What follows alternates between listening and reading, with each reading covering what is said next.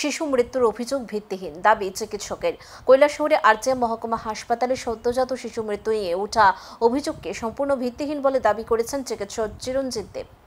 এক সাংবাদিক সম্মেলনে তিনি জানান, বুলটি দেবনাথ নামে এক প্রসূতি 11 জুলাই ভর্তি হন এবং 12 তারিখ সকালে সন্তান প্রসব করেন, কিন্তু নবজাতকের অবস্থার অবনতি হওয়ায় তাকে স্থানান্তরিত করা হয় বেসরকারি হাসপাতালে, যেখানে 13 তারিখ বিকেলে শিশুটির মৃত্যু হয়। ডক্টর দেব অভিযোগ করেন, শিশুর মৃত্যু সন্ধ্যায় ঘটলেও শিশুর বাবা দুপুরে সোশ্যাল মিডিয়ায় পোস্ট করে দিয়ে আরজিএম হাসপাতালকে দোষারোপ করেন।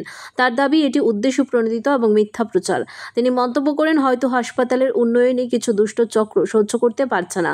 সংবাদ সম্মেলনে উপস্থিত নার্স ও ফেরদৌস বেগম পিঙ্কি সাহা সহ অন্যান্য স্বাস্থ্যকর্মীরা অভিযোগ প্রত্যাখ্যান করে বলেন, হাসপাতালের ভাবমূর্তি নষ্ট করতে এই মিথ্যা প্রচার। ডক্টর দেব আশ্বাস দেন, মানুষের বিশ্বাস ধরে রাখতে আরজিএম হাসপাতাল ভবিষ্যতেও নিরলস কাজ চালিয়ে যাবে।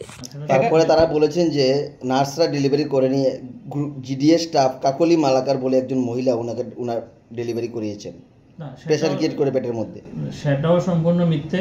আমাদের নার্সিং অফিসার দুজন ছিলেন, ওরাও লেবার রুমে ছিলেন, আর যখন সমস্যা হয়েছিল তখন আমাদের মেডিকেল অফিসার নিচে ছিলেন, ডক্টর দেবনাথ সেও এসছে। আর ওই সঙ্গে বলতে চাইব যে মনে হচ্ছে গত দু বছরে আমরা শূন্য থেকে আরজিএমটা শুরু করেছিলাম, প্রায় 1,500 ডেলিভারি হয়ে গেছে। তো আমাদের এই সাফল্যে এখন আমাদের এখানে ওটিও চালু হতে যাচ্ছে, সোনোগ্রাফি মেশিনও চলে এসছে। তো আমাদের পেছনে একটা দুষ্ট চক্র কাজ করছে, আর ওই দুষ্ট চক্রটা হয়তোবা আমাকেও এখান থেকে সরানোর জন্য চেষ্টা করতে পারে।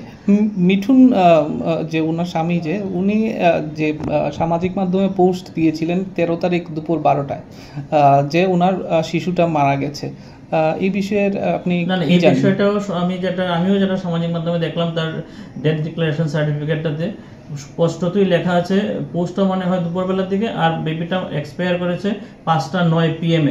তো সেটা সে আগেভাগেই কেমন করে জানলো, মরে গেল, কি হলো, এটা তো আমি বলতে পারবো না।